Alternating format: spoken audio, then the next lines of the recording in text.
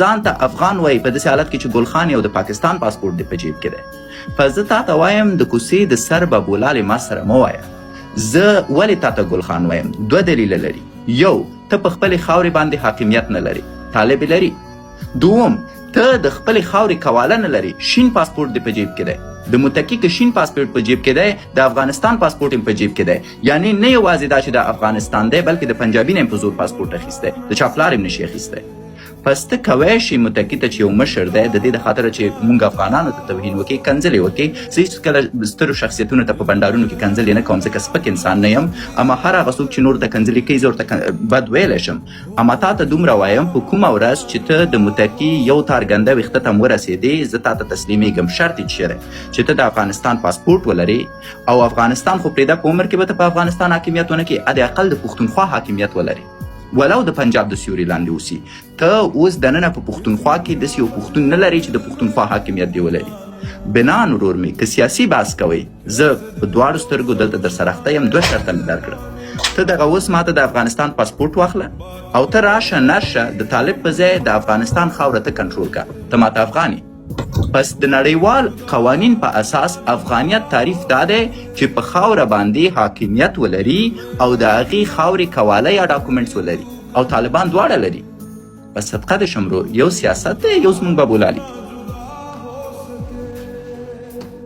زما خبرې ختمې شوې مشر. زه لنډ بحث کوم، ډېرې اوږده هم نه.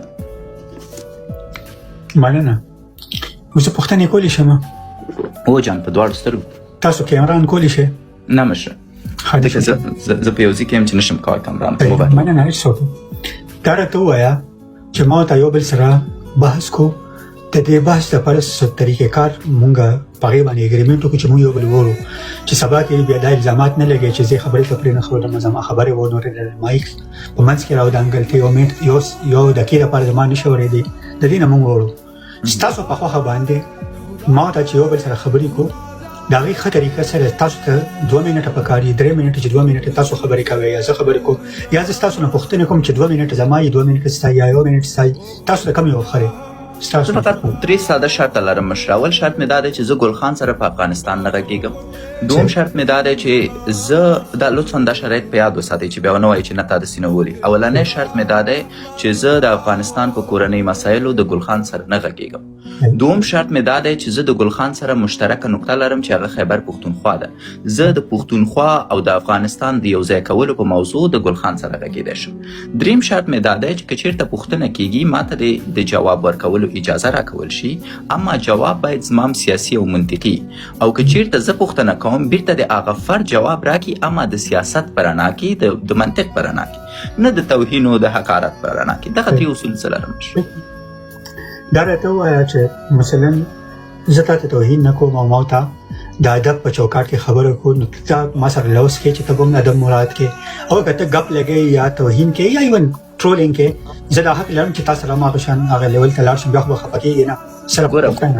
ګوره مشر، زه همیشه لومړی د خلکو خبرې اورم بیا جواب ورکوم. که چېرته څوک ما ټرول کوي زه د ټرولرانو پلار یم. که چېرته څوک را سره په سیاست کې خبرې کوي زه په سیاست کې فکر کوم چې سیال نه لرم. سو په دواړو لارو کې مو الله راوله. که دروند را سره وغږېږي درون در سره غږېږم، که سپک را سره وغږېږي سپک در سره غږېږم.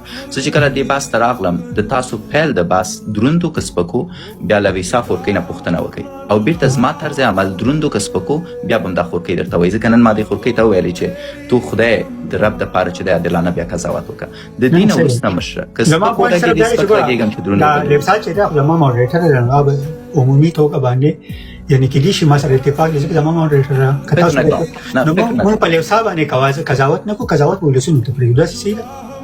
مطلب هدف مې دا دی ګوره زه دا نه غواړم چې زه قضاوت وکړم. زما خو صرف دا چې ستاسو سره خبرې وکړم یو څوک. صحیح ګوره ضیا صاحب تاسو خبرې ما اورئ، اوس زما پوښتنه خو واخلئ. نه جان ضیا صاحب دغه اوس اول خبره اصول ټاکو چې ما ته بحث شروع کړو. که تاسو